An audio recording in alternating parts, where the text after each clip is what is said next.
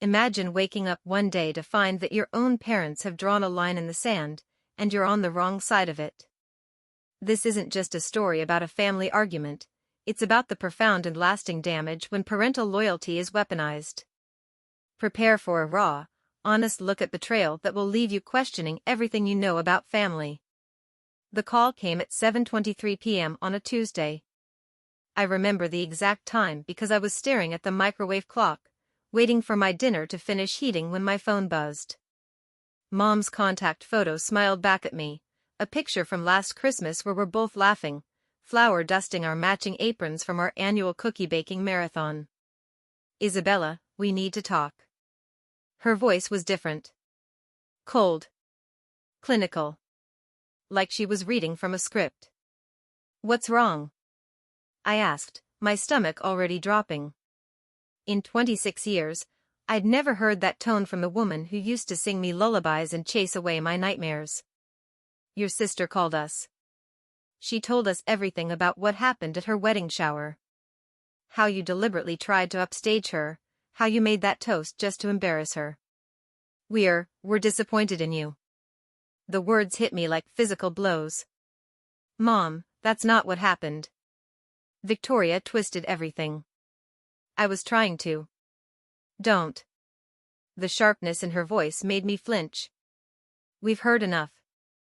Your father and I have decided. Until you apologize to your sister and make this right, we think it's best if you don't come around for a while." The microwave beeped insistently in the background, but I couldn't move. My legs had turned to water. You're taking her side? Without even hearing mine?" "There are no sides, Isabella. There's just what's right and what's wrong. And what you did was wrong." The line went dead. I stood there for 10 minutes, phone pressed to my ear, listening to the dial tone and waiting for her to call back and say it was all a mistake.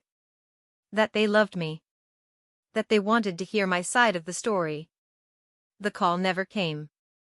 3 weeks earlier, Victoria's bridal shower had been everything she'd dreamed of: pastel decorations, expensive champagne, and 30 of her closest friends gathered to celebrate her upcoming marriage to Kevin.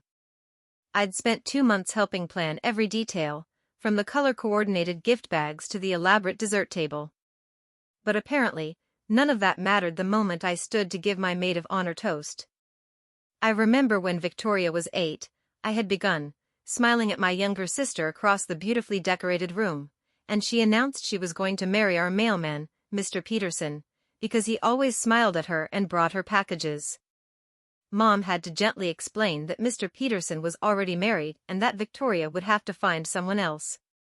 The room had erupted in gentle laughter. I thought I was sharing a sweet, innocent memory that showed Victoria's romantic heart had always been pure and hopeful. But Victoria's face had gone crimson. Not from joy or embarrassment, from fury.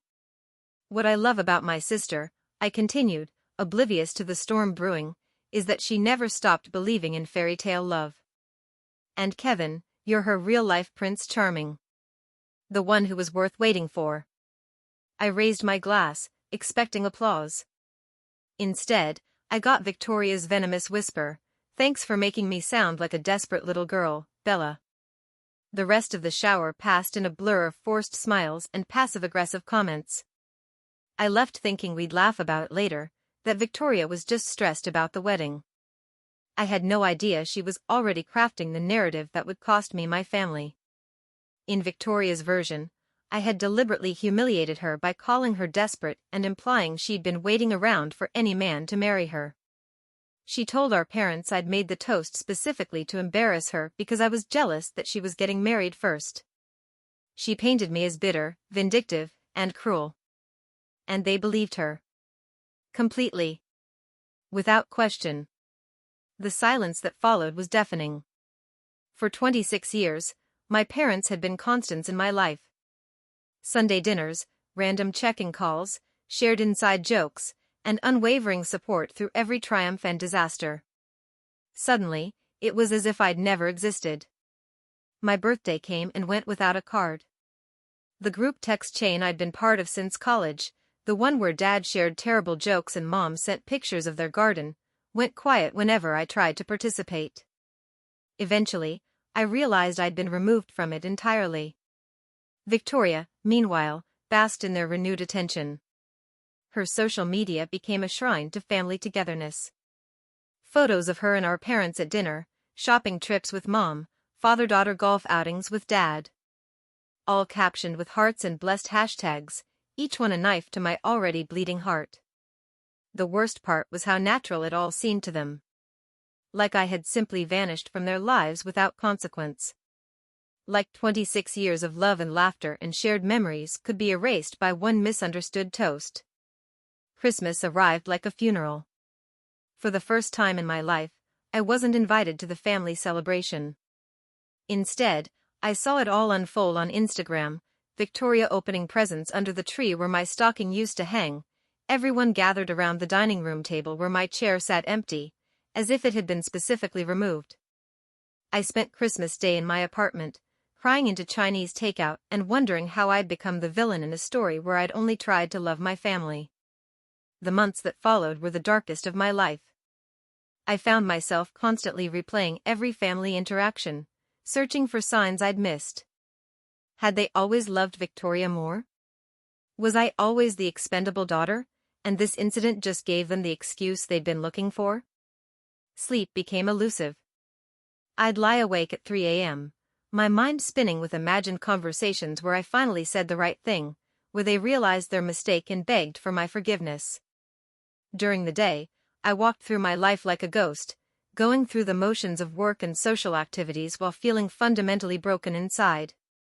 My friends tried to help, but how do you explain the devastation of parental abandonment to people whose families still called them on random Tuesdays just to chat? How do you make someone understand that you question your very worth when the people who brought you into this world can so easily write you out of their story? I started therapy on a particularly bad Tuesday when I realized I'd gone 3 days without eating because the idea of caring for myself felt impossible.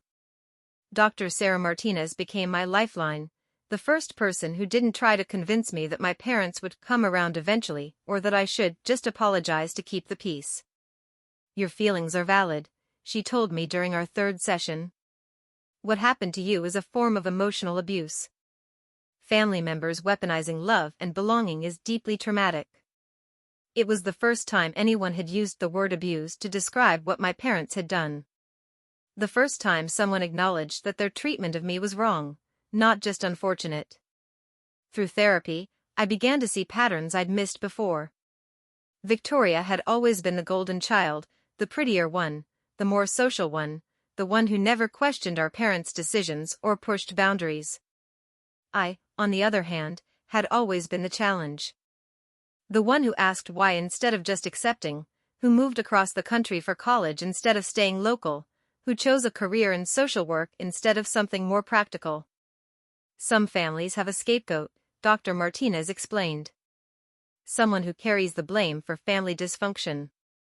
It sounds like you may have filled that role, and when you threatened the family narrative by supposedly embarrassing Victoria, they activated that dynamic. The realization was both liberating and heartbreaking. It meant the betrayal wasn't really about the toast, it was about years of resentment and control finally finding an outlet. It also meant that no apology, no matter how perfect, would fix what was fundamentally broken in my family system. Understanding didn't make it hurt less, but it did help me stop torturing myself with the fantasy that I could earn their love back if I just tried hard enough. The journey toward healing wasn't linear. There were setbacks, holidays that left me sobbing, family friends who awkwardly crossed the street to avoid me, moments when I almost broke down and called my parents to apologize for things I hadn't done wrong. But slowly, I began to build something new. My friend Maya became the sister I'd lost, showing up with ice cream during my worst days and celebrating my small victories with the enthusiasm I'd once expected from blood relatives. My coworker James stepped into a paternal role, offering career advice and dad jokes with equal measure. My chosen family grew organically, people who loved me for who I was, not despite who I was. I learned to set boundaries I'd never needed before. When distant relatives reached out to suggest I be the bigger person and apologize, I politely but firmly declined. When Victoria sent a wedding invitation, a cruel power play disguised as an olive branch, I sent my regrets without explanation. The hardest boundary was with myself, learning to stop hoping. Stop checking their social media. Stop driving past their house. Stop waiting for a call that was never coming. 2 years later, I can honestly say I'm not the same person who answered that devastating phone call. I'm stronger, clearer about my values, and surrounded by people who choose to love me every single day. Do I still hurt? Yes. There's a scar where my birth family used to be, and sometimes it aches with phantom pain. I still feel a pang when I see other families being genuinely supportive of each other. I still grieve the grandparents my future children will never know. But I've also discovered something unexpected. I don't need my parents' validation to know I'm worthy of love. I don't need Victoria's approval to know I'm a good person. I don't need their presence in my life to build something meaningful and joyful. Last month, Maya threw me a surprise party for my promotion at work. As I looked around the room at all the faces, friends who'd become family, colleagues who'd become confidants, people who saw my value and celebrated my success, I realized something profound. I had lost my family that day my parents betrayed me. But in losing them, I'd found something even more precious, the knowledge that I could create love, belonging, and family all on my own. If you're watching this and seeing your own story reflected in mine, I want you to know, you are not alone. You are not crazy. You are not overreacting. Family betrayal is real trauma, and your pain is valid. You deserve people in your life who celebrate your successes, support you through failures, and love you unconditionally.